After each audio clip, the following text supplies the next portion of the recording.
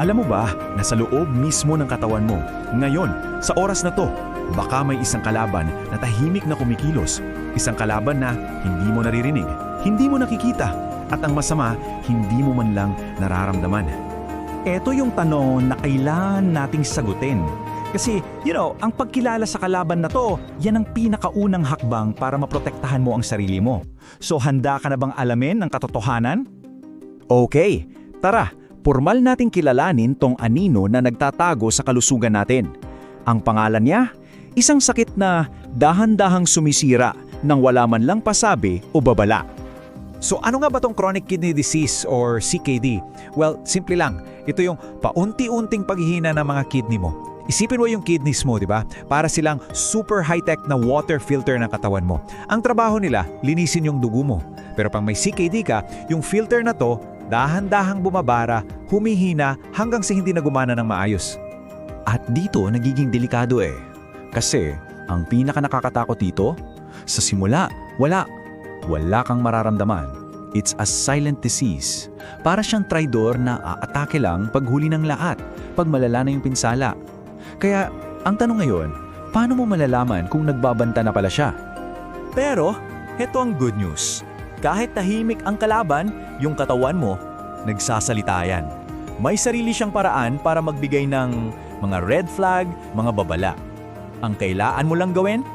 Matutong makinig. Okay, babala number 1. Yung pagod na parang hindi normal.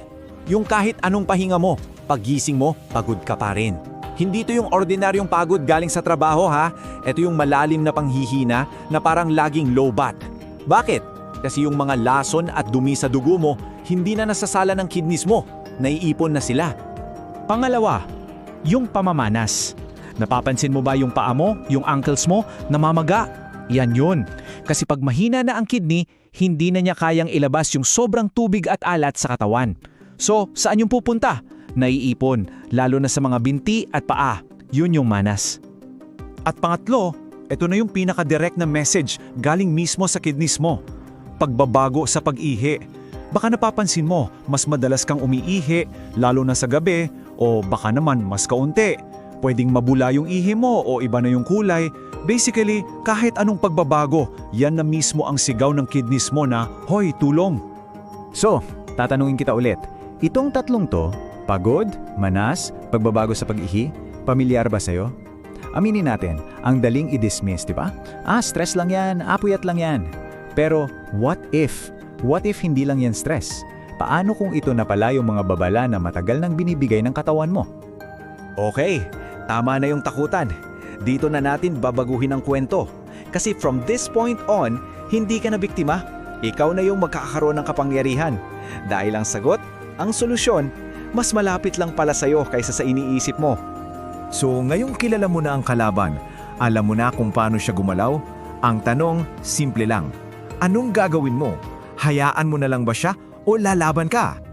At maniwala ka, ang pinakamalaking battleground nasa plato mo. Tingnan mo to. Sa kaliwa, yung mga lason, yung mga sobrang alat like chips, fast food, yung mga processed foods, at syempre yung matatamis na inumin. Sila yung nagpapahirap sa kidneys mo.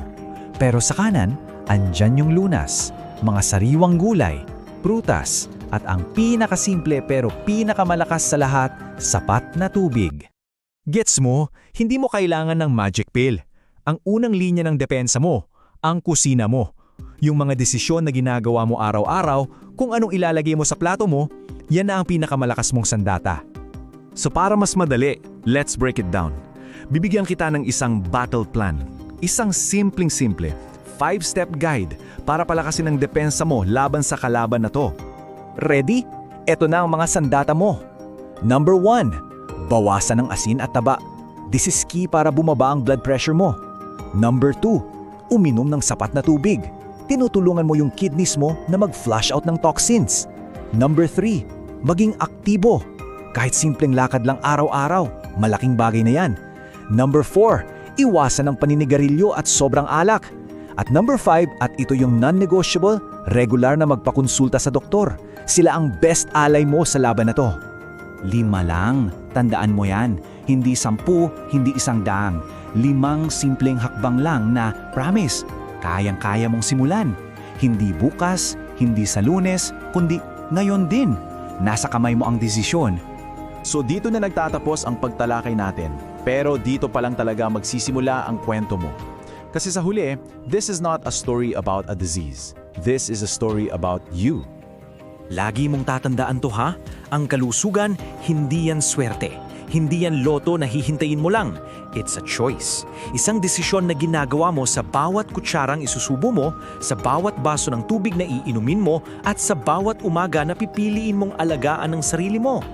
Dahil ang pinakamalakas na panlaban, hindi yung gamot, hindi yung kung ano-ano.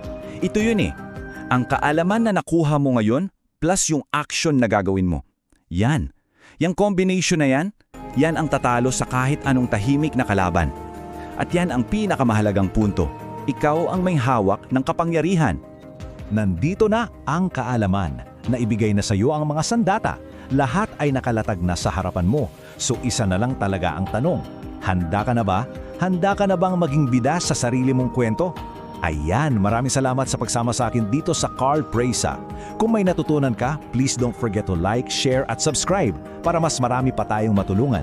Laging tandaan, stay informed and stay healthy.